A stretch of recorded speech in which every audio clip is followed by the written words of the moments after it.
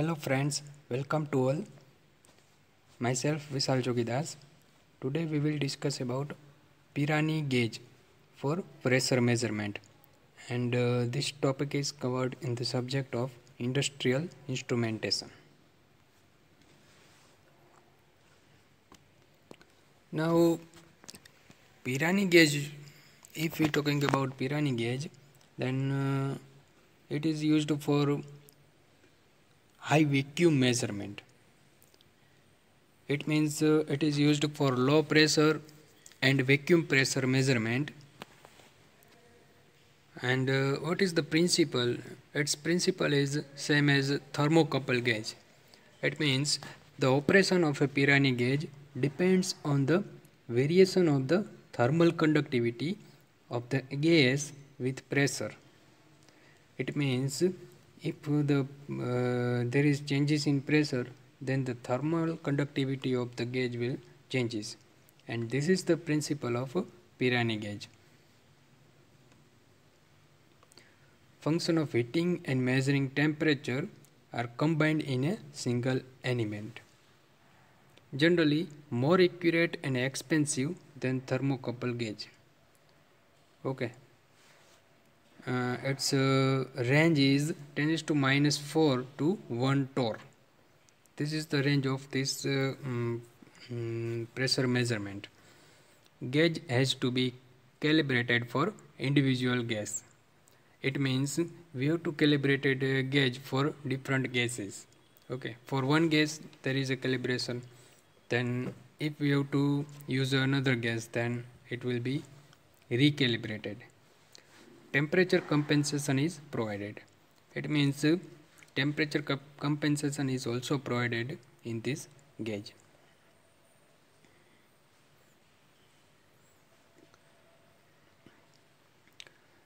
Now, talking about principle, we have already said that its principle is same as thermocouple gauge. But unlike thermocouple gauges, they don't measure the wire temperature directly. It means it is not measured pressure directly, but it will measure pressure indirectly. Instead, they use the fact that the resistance of a conducting wire changes with the wire's temperature. So, the pressure measurement will be through indirect methods. It means in a two-step pressure will be measured. The heated wire, it means measuring element in Pirani gauge is connected as one leg of a Wheatstone bridge. Now we already know what is Wheatstone bridge. It is a bridge circuit and there are 4 arms. Okay, so one measuring element is connected with one arm or leg of a Wheatstone bridge. An exactly identical element is connected as another leg, which is exposed to ambient temperature and work as a compensator. It means same type of gauge is connected with another leg and it will be used for the compensator. So this is the arrangement for Pirani gauge. We will see later on the figure. If the circuit is initially balanced, then application of pressure to the measuring element will cause unbalance in the circuit. So if initially the circuit is already in a balanced condition, then by application of pressure there will be unbalance. So we can use this unbalance for the deflection of any pointer or galvanometer like instruments. This is because the sensor wire changes its resistance with change in temperature, that changes the wire's temperature. So this is the way how we can measure the pressure with the indirect methods. Now here we can see one circuit diagram. See, one is the measuring element. It means this one is the measuring element, and vacuum to be measured is given from here. Okay, and same type of sealed and evacuated element is there, and it is used for compensating element. Okay, so this is connected with the Wheatstone bridge. Two modes of operation are there. One is output current is function of pressure, and second, keep the temperature of resistance constant by adjusting the current passing through the element. Then change in current is function of pressure.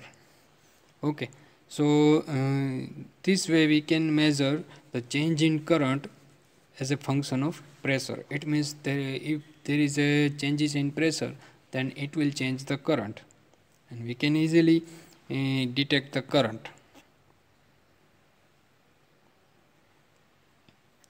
This is the practical Pirani gauge.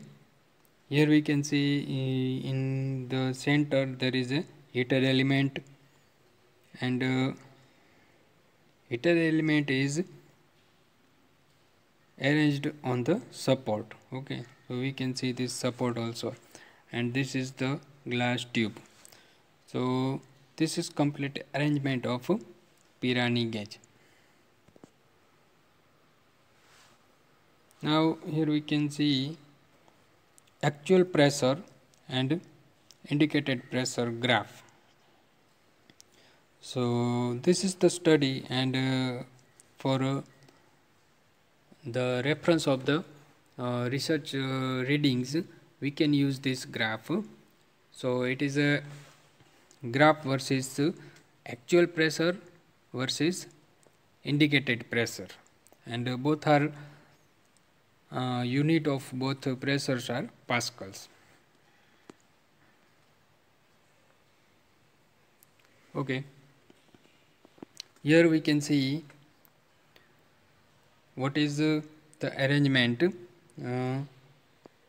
Here is the active tube. Okay, another one is sealed tube,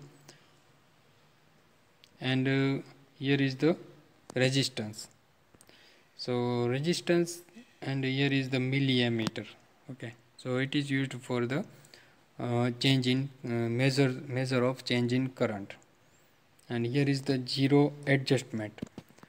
See, zero adjustment is necessary because whenever we are going doing a calibration, we have to adjust this zero.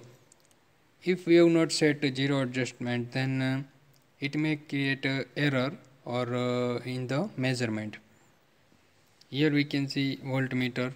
Okay, and here is a R3 variable resistance, and here is a DC voltage. So this is the setup of Pirani gauge.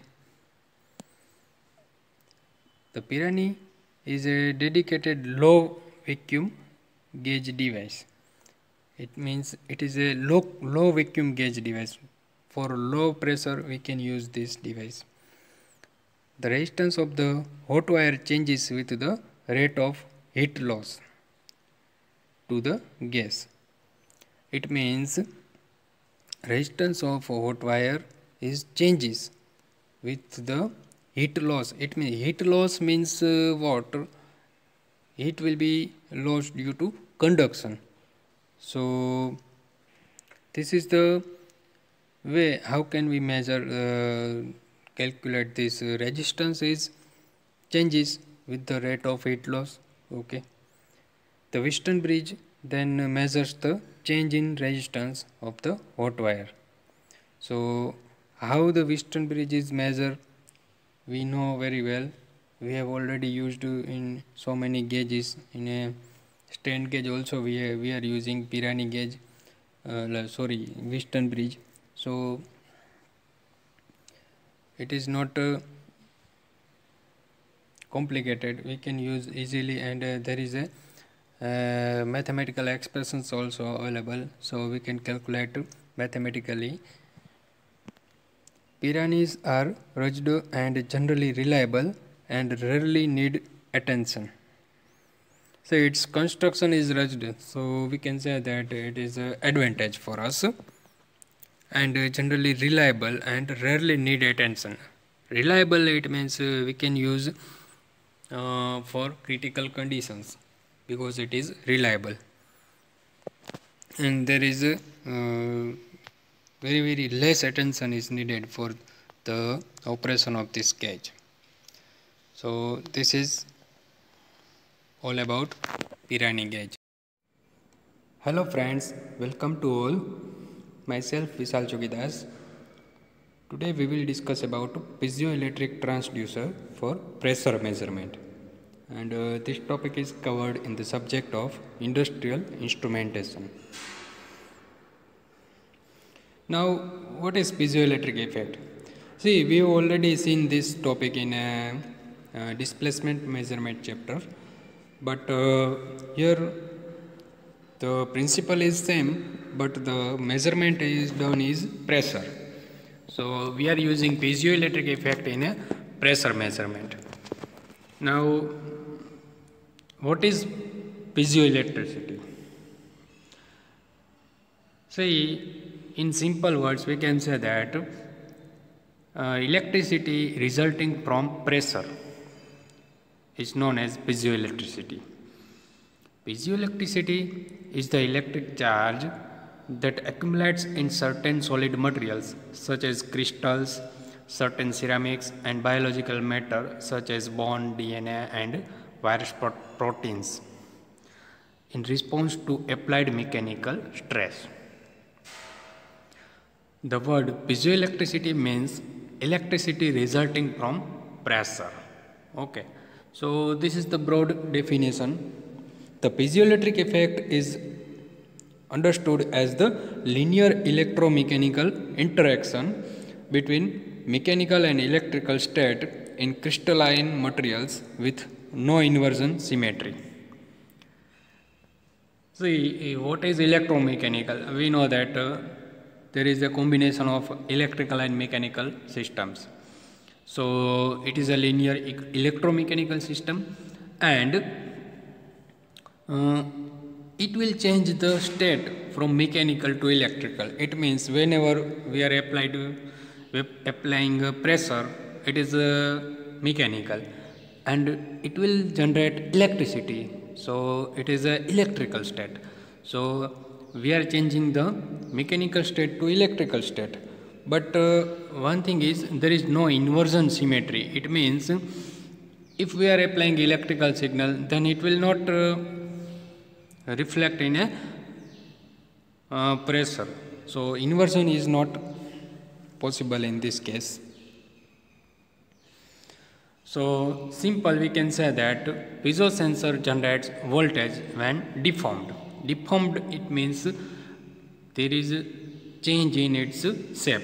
If we are applying pressure from these two sides, then we know that there is a deformation of substance, and due to this deformation, the electric voltage is generated. So this is the very principle, basic principle. Now, principle of operation. Pressure applied to the piezoelectric sensing element produces a separation of charges within the atomic structure of the material, generating an electrostatic output voltage. See, this is the process how the electrostatic output is generated. Okay, so whenever we are applying a pressure, so what will happen? There is a separation of charges within the atomic structure. So we know that in atomic structure there are certain types of bonds are there in any material. So there is a separation of charges in internal structure, and due to this the electrostatic output will generated. The polarity of the voltage generated depends on the atomic structure of the material. and the direction in which the pressure is applied. See, polarity, it means, for example, DC voltage is there, then there is a positive and negative polarity. So, how the polarity is decided? So, it depends on the atomic structure of material. It means which type of bonds are there, number of electrons, how many number of electrons are there. So all these are involved in this case. And one more thing is direction in which the pressure is applied. It is also important for positive or negative polarity. In a typical quartz based pressure sensor, a charge collection electrode is sandwiched between two quartz crystal elements. It means, see, quartz, it means nothing but it is a small shaped wafer or chip, and a charge collection electrode is sandwiched between two quartz crystal elements. It means this electrode is sandwiched between two electrodes, two elements. The quartz elements are oriented to supply the same polarity voltage to the electrode when compressed. It means if it is compressed, then there is the same polarity voltage will be generated, while the opposite polarity is applied to the sensor housing. So opposite polarity is applied in a sensor housing. So this is the operation. Now what will be the next? This assembly resides between two mounting discs held together by an elastic beryllium copper stud and then weld sealed within the enclosure to prevent contamination. So this is the process. For this, there is materials are used like beryllium and copper stud. The stud preloads the quartz elements to assure all parts are in intimate contact and to provide good linearity and tensile force measurements. When a pressure is applied to the impact cap, the quartz elements generate an output voltage, okay, which can be routed directly to a charge amplifier or converted to a low impedance signal within the sensor. So this is the operation. Whenever pressure is applied, the quartz elements generate output voltage. And this output voltage polarity and all these things are depends on different criteria that we have seen earlier, and voltage can be routed directly to charge amplifier. It means the output voltage will be lower, and if our requirement is higher voltage, then we have to use amplifier, or we can convert to the low impedance signal within the sensor. So this is the way how we are operating this. The use of the direct sensor output demands that any connector, cable and charge amplifier input must maintain a high insulation resistance on the order of 10⁻⁴ ohm. So this is the operation. So insulation resistance should be greater than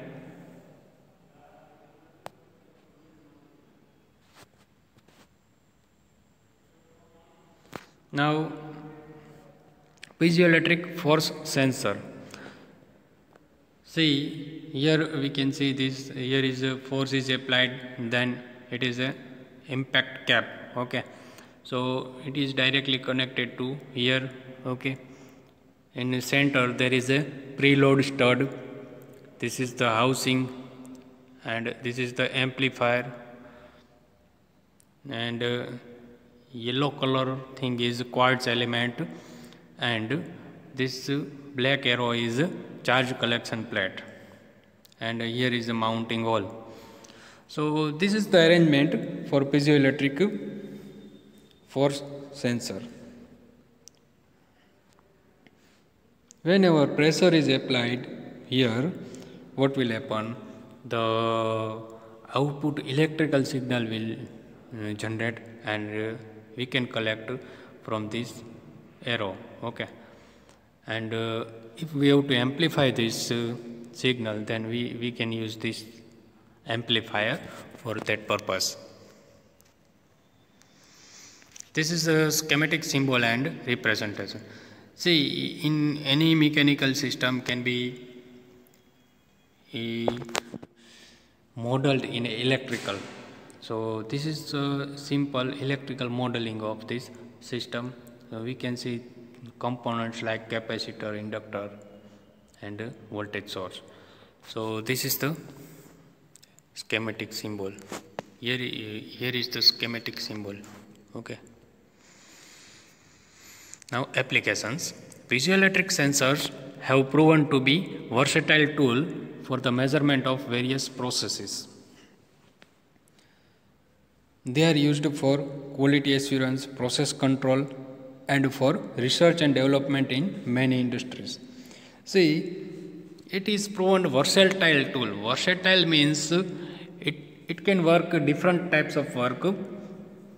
Single transducer can work for different types of work. For example, this transducer is used for displacement measurement. It is also used for pressure measurement. It can also used for force measurement. So it is a versatile tool. Okay.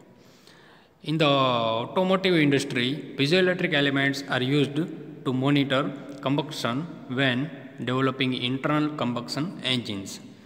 So this is the one application in automobile industry. It has been successfully used in various applications such as in medical, then aerospace and nuclear instrumentation, and as a pressure sensor, the touchpads of mobile phones. So these are the applications of a piezoelectric sensor we are using in a different way. So it is known as a versatile tools or versatile device. Piezoelectric sensors are also seen in nature. The collision is in bone is piezoelectric and is thought by some to act as a biological pressure sensor. So we can compare it with bone, collision in a bone. So it is a natural thing. So it is acting of this sensor is also like a collision in bone. So we can compare it with.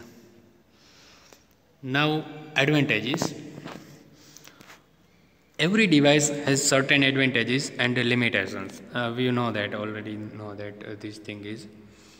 The piezoelectric transducers offer several advantages as mentioned below. High frequency response. They offer very high frequency response. That means the parameter changing at very high speeds can be sensed easily. So this is the advantage, high frequency response. Okay. Now another advantage is high transient response. The piezoelectric transducers can detect the events of microseconds and also give the linear output. So this is also the advantage. Okay. Then high output. They offer high output that will be measured in the electronic circuit. So high output is also good for any system. The piezoelectric transducers are small in size and have rugged construction, or we can say rugged construction. So it is also advantage for us. Now disadvantages. Some of the limitations of piezoelectric transducers are sometimes output is low. See, the output obtained from the piezoelectric transducer is low, so external electronic circuit has to be connected. So this is the way.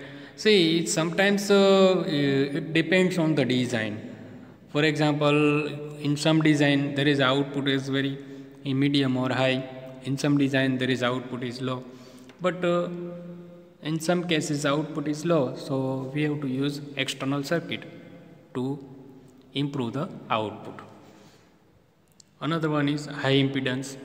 The piezoelectric crystals have high impedance, so they have to be connected to the amplifier and the auxiliary circuit, which have the potential to cause errors in measurement.